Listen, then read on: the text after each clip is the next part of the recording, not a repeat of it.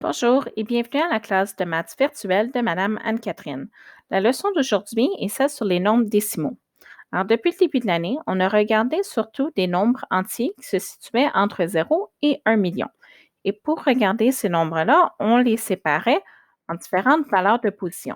On peut les organiser en utilisant un tableau comme celui-ci où on va avoir les unités, les dizaines, les centaines, les unités de mille, les dizaines de mille, centaines de mille et les unités de millions.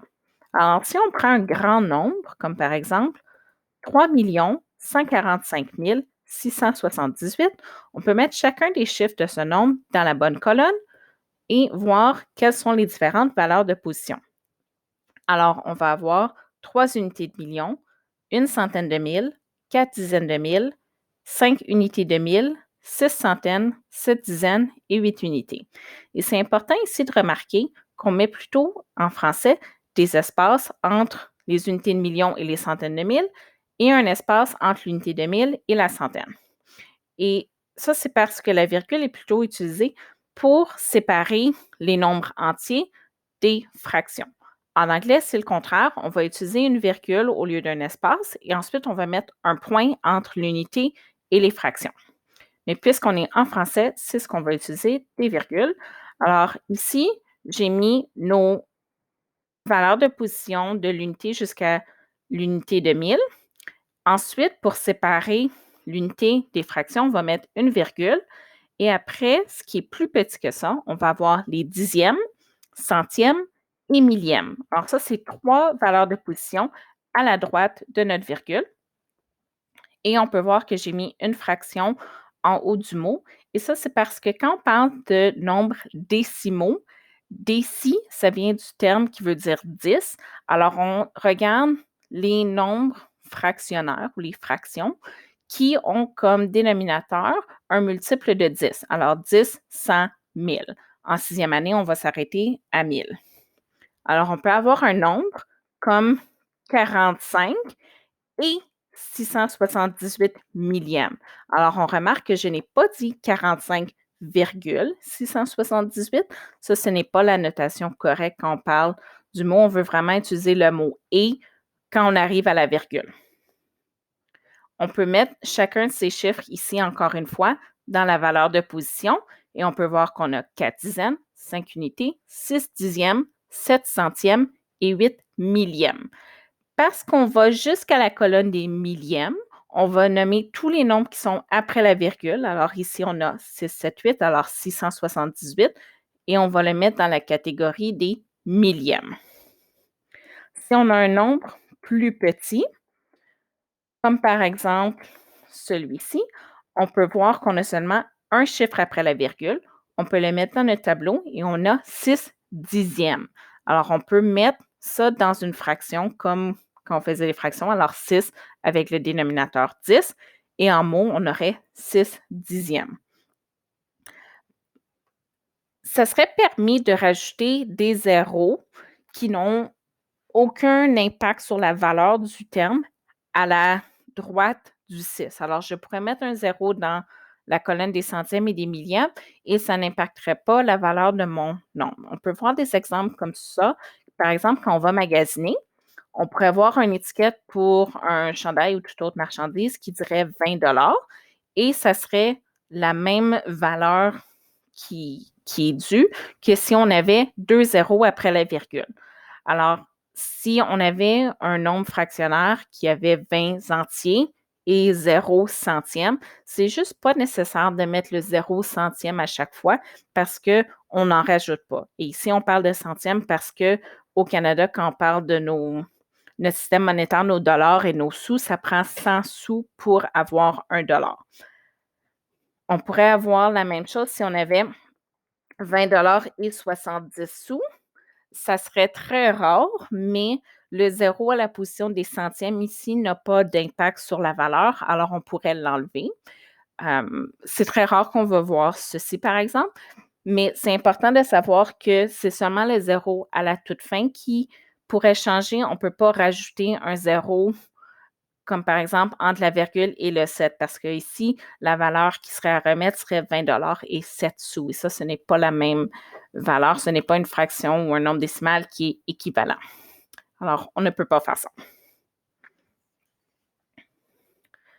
Alors, si on regarde notre 6 dixièmes, comme j'avais dit tantôt, si je rajoute un 0 à la position des centièmes, j'aurai 60 centièmes et on sait que c'est une fraction qui est équivalente. Même chose avec 600 millièmes. Avec un nombre qui est un peu plus complexe, comme par exemple 67 centièmes, je pourrais rajouter un 0 à la position des millièmes pour avoir 670 millièmes sans affecter la valeur de mon nombre. Alors, quand j'ai 678 millièmes, je ne peux pas rajouter un 0 nulle part parce que j'ai rempli toutes mes colonnes à la droite de ma virgule. Mais si je continuais, je pourrais rajouter des zéros après, mais en 6e année, on s'arrête seulement au millième. Alors, c'est la même chose si j'avais un nombre fractionnaire, comme par exemple 5 et 6 dixièmes. Si je le mets, on peut voir que j'ai 5 entiers et 6 dixièmes. Alors, en nombre fractionnaire, j'aurais mon gros 5 à côté du 6 dixième et je le prononcerai de la même façon également. Et je pourrais le comparer à 5 entiers et 60 centièmes ou 5 et 600 millièmes. Alors, si j'essaie de représenter des nombres de différentes façons, je pourrais prendre le nombre suivant et le représenter premièrement en mots. Alors, on a 8 dixièmes. Je pourrais le représenter en fraction décimale, le 8 comme numérateur et le 10 comme dénominateur. Une grille. Alors ici, je prendrais un carré ou un rectangle divisé en 10 parties égales et j'en colorie 8. Ou je peux faire aussi une droite numérique. Alors, on peut voir que ma droite numérique va aller de 0 à 1. J'ai séparé ma droite en 10 parties égales en faisant des petites lignes. Et en comptant, je pourrais ensuite aller positionner mon 8 dixième à la bonne place. Même chose si j'avais un nombre fractionnaire comme le suivant. Alors, en mots, j'ai 1 et 48 centièmes. En fraction décimale, 1 et 48 centièmes. Je pourrais faire une grille. Alors, ici, on peut voir que j'ai un des carrés qui est complètement colorié parce que ça, c'est mon entier. Et ensuite, mon deuxième est séparé en 100 parties égales et j'en ai colorié 48 des parties. Pour ma droite numérique, puisque c'est plus grand que 1, mais c'est plus petit que 2, ma droite pourrait aller de 1 à 2. Je l'ai séparée cette fois-ci en 4 parties égales et 1 et 48 centièmes se retrouveraient juste un peu à la gauche de 1 et 50 centièmes ou 1,5. Alors, ça serait juste un peu à la gauche.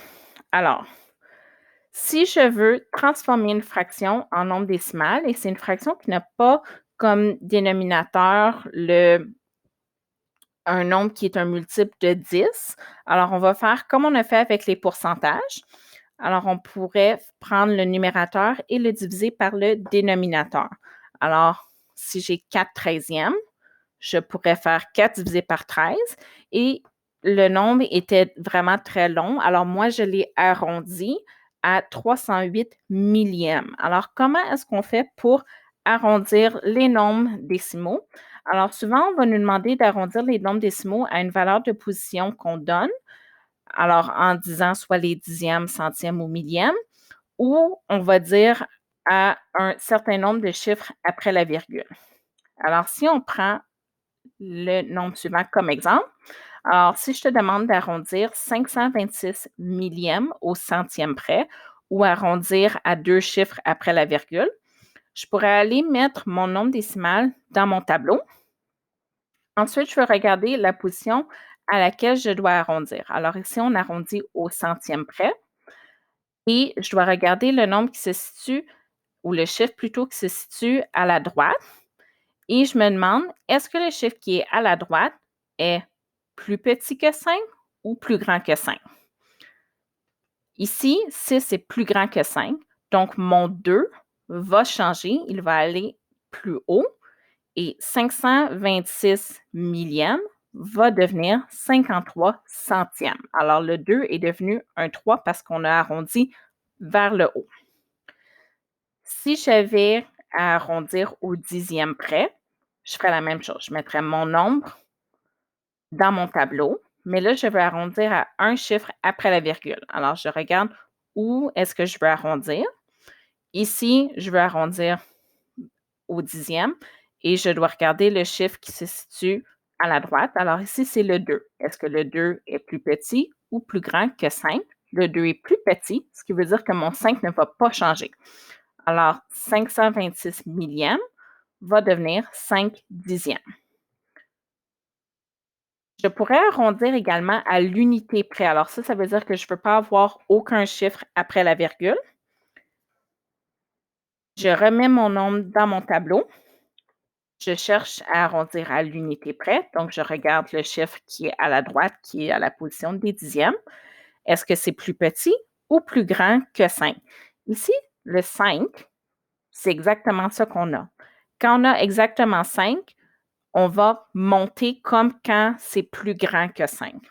Alors, 526 millièmes va devenir 1 quand on l'arrondit à l'unité près. Alors, le 0 a monté pour être un 1. Si on avait eu quelque chose plus bas, on aurait arrondi à 0.